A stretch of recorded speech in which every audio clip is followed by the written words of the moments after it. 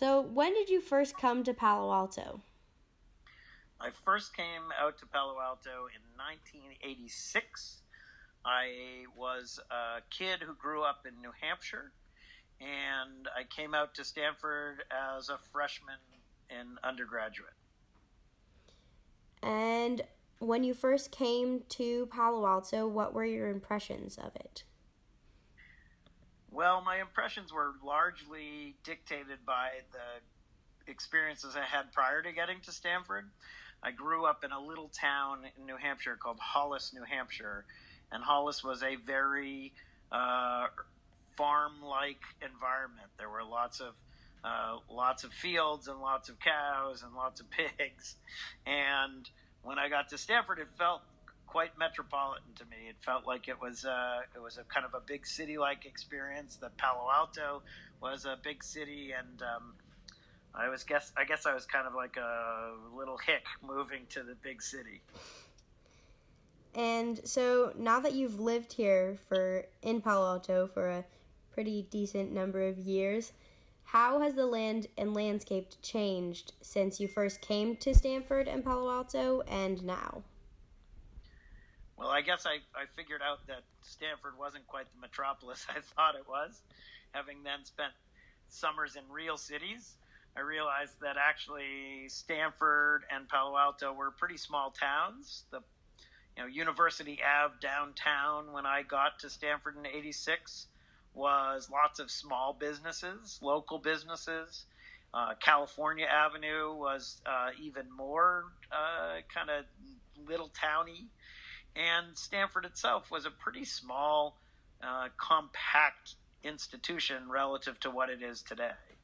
I guess I don't mean compact in the sense that it fit over a smaller amount of land. I mean, one of the nice things that Stanford has always had going for it is that it has a lot of land, but it had far fewer buildings, and they were, there was just not the degree of specialization there is today, and so the evolution has been pretty dramatic. I mean, I lived at Stanford as an undergrad from 1986 to 1990, and then I left and went to law school and lived in New York for a while. In 1997, I returned. So I guess I was gone for 7 years, and I've been back since 1997, so for the last 22.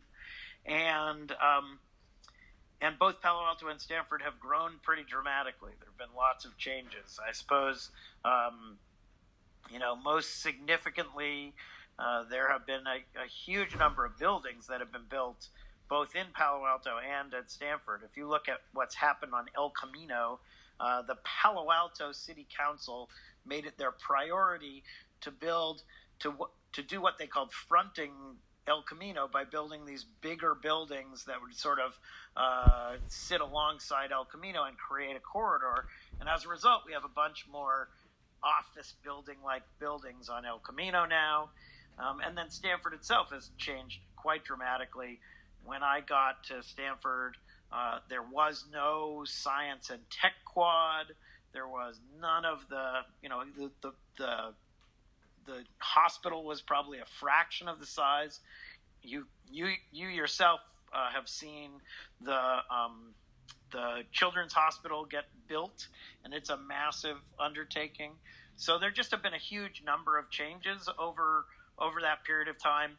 But I have to say the most significant change, the one that I've experienced that's had the greatest impact on my understanding and appreciation of Stanford has been the now near constant imposition of the Rotary all around Stanford's campus. That has been the most dramatic change. Huh. That's very interesting. There are a lot of them on campus. Other than the change the change of the Rotary, have you noticed any other big differences to the campus? Like Lake Log? Was that ever a lake? Yeah, funny you should mention that. Thank you. It turns out that there is a reason that Lake Log is called Lake Log, and that is because when I was at Stanford, it was a lake. It was not a dirt pit. Now it should be called Dirt Pit Log, but when I was here, after the winter, there'd be the rainy season, and the Lake Log would kind of fill up partially. And then as spring rolled around, then they'd fill it up the rest of the way. And I don't actually know what means, but they would actually fill Lake Log, and you could take windsurfing classes on Lake Log. It was one of the most sought after classes at Stanford when I was an undergrad. And people would hang out by the lake, and people would go boating. You'd go, rowing, etc., out on the lake. It was great, actually,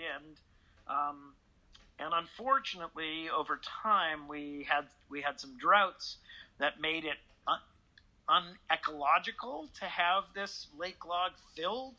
And then there was even a period of time when the fountains around campus were not being filled with water because it was bad for the environment. So we've certainly seen that change. I frankly think that either Lake Log needs to be I guess there's a problem in that there's some species that they don't want to interfere with, because otherwise I would kind of say time to make Lake Log some dorms, but right now it's just Dust Bowl Log.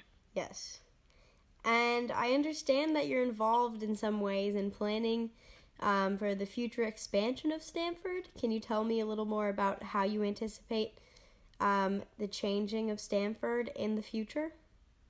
Well, I guess I'd start by saying, to the degree that I'm involved, it is quite tangential. I wouldn't say that I am one of the principal architects of the future of Stanford's land use, but I do have the good fortune of being involved in some of the conversations as Stanford thinks through its expansion. Stanford is currently in the process of negotiating the GUP, which is the general use permit that it engages in with the local cities. So Stanford owns land across many of the towns that surround it, and rather than having to negotiate individual building permits every time it wants to build yet another Arriaga gym, they do this general use permit where they plan for 5 years of expansion and negotiate broadly all of those things, and then it's approved, and then they don't have to get individual permits. And so I've been involved in those conversations, which are quite interesting. Obviously, Stanford does intend to continue to build a number of buildings. You can imagine that one of the biggest pieces of the most recent GUP, and one of the things that has created some controversy, is this gigantic building that they're building now in Escondido for graduate housing. That's adding thousands of beds, and they're also digging gigantic parking lots. And so the local community is concerned about traffic and how that will be impacted as Stanford continues to expand its graduate population. And then the other thing that's in consideration and will be an interesting question going forward is, does Stanford increase its undergraduate population? I think that all of the top institutions in the country are contemplating the question of how they should or might increase their populations as the admissions rate has gotten so astronomically low. I wonder if that's a thing. Can you be astronomically low? Anyway, as the admissions rate has dropped dramatically, all of these institutions are trying to figure out how to contemplate increasing the undergraduate population. And so as they think through that, you can imagine that has a lot of implications. And the most significant implication is that if you want to bring more undergraduates to campus, you need to have more undergraduate housing. And so how will you contemplate that?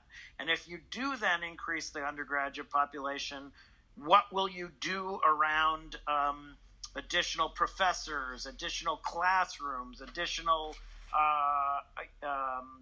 facilities, more gyms, more theaters? You just need everything. So I would anticipate that as we think about these questions, Stanford will continue to grow and expand in its existing space, and that will put a bunch of pressure on the land as it's been used over these many decades. Yeah, If I'm still around, I hope to see those changes, and I definitely have noticed the big building of the graduate housing when biking by. It's created a lot of dust, making it a little difficult to see when biking. Anyways, thanks so much for taking your time and chatting with me about Stanford and Palo Alto and its changes, and I appreciate your points of view. My great pleasure.